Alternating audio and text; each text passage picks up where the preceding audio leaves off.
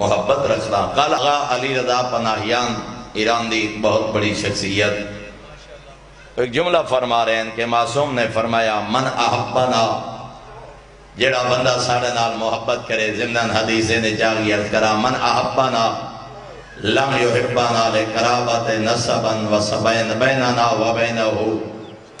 معصوم فرما رہے ہیں جیڑا بندہ سا آل محمد نال محبت رکھے کسی رشتہ داری دی بنیاد تے نہ، خونی رشتے دی وجہ تو ساڑھے نال محبت نہ رکھے، ولا بمعروف اسدیناہ الیہ، نہ کسی دنیاوی فائدے دی وجہ تو ساڑھے نال محبت رکھے کہ اگر آل محمد نال محبت رکھسا تا فلاں فائدہ فلاں فائدہ فلاں فائدہ. فرمایا نہ رشتہ داری بنیاد ساڑھی محبت دی، نہ کوئی دنیاوی فائدہ بنیاد ہوئے ساڑھی محبت دی.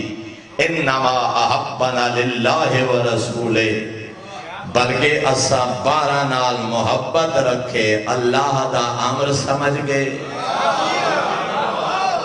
اور اللہ دے رسول دا حق سمجھ گئے، ساڑھے نال محبت رکھے. ہو سی کیا پھر جملات کر رہے ہیں جیڑا ساڑھے نال محبت رکھے مالی فائدے واسطے نہ، سید اور اولاد بطول عمر دی وجہ تو نہ، بلکہ اللہ اور اللہ دے رسول دا امر سمجھ کے اساڑے نال محبت رکھے. جاءنا معنا یوم القیامت قہاتین وقرنا بین ثوابتین. فرمایا پروز معاشر اللہ دے دربارے ساڑے رلے انج آسی جویں میریاں یہ دو انگلیاں کچھیا.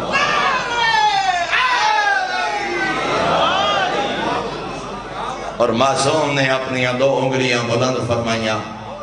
فرمایا جیڑا دین اور ایمان سمجھ کے ساڑھے نال محبت رکھے، امر الہی اور امر رسول سمجھ کے ساڑھے نال محبت کرے.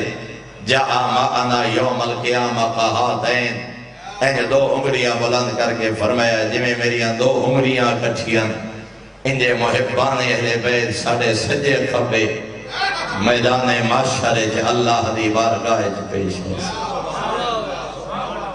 تو پیغمبر فرما رہے ہیں جو میرا اللہ پہ جان دے جو میں کتنی محبت اپنے حسین نہ رکھا، یعنی محبت حسین امر الہی ہے. جدا پیغمبر نے اپنی محبت کا اعلان فرمایا، جناب جبرائیل نے پیغام پہنچایا. خالق فرما رہے تیرے پتر کربلا پیاسا ذبح ہو سی. پوری کربلا بیان کی دیئے جناب جبرائیل.